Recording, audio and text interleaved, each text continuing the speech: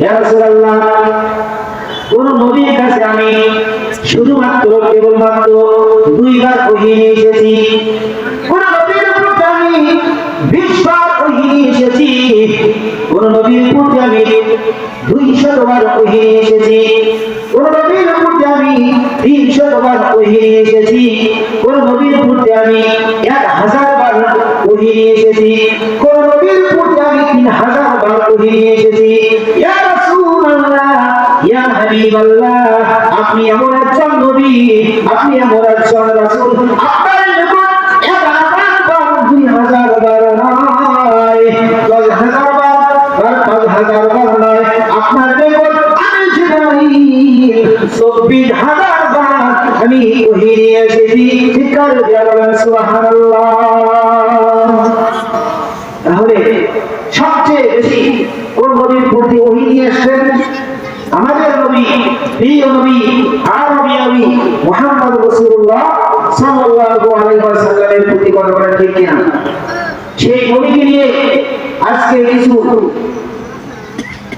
যুগ জামানা কিছু আবু জাহেল পদক্ষেপের কথা বলে কি বলে না? কিছুদিন আগে আপনাকে গাছে ছুরি ট্রাক্টর দিয়ে আগুন কি দিয়ে বাঁচতে বলবে? আমার রাসূলকে নিয়ে বাজে কথা বলার কারণে গাছে ছুরি ট্রাক্টর মারিয়ে আগুন লাগে ছিন্ন বিচ্ছিন্ন করে দিয়েছে, বলেন ঠিক না? আমাদের দেশে যারা আমাদের রাসূল প্রাণের প্রিয় রাসূলকে নিয়ে বাজে মন্তব্য করবে, তাদেরকে আমরা বাংলার জমিনে থাকতে দাওয়াত দিতে পারবো না। কথা বলেন ঠিক না?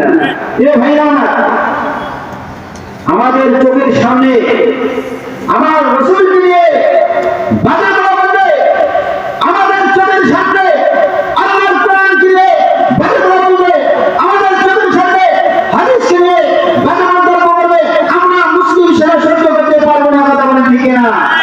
আমরা তাদেরকে আল্লাহর জমিনে থাকতে দেবো না।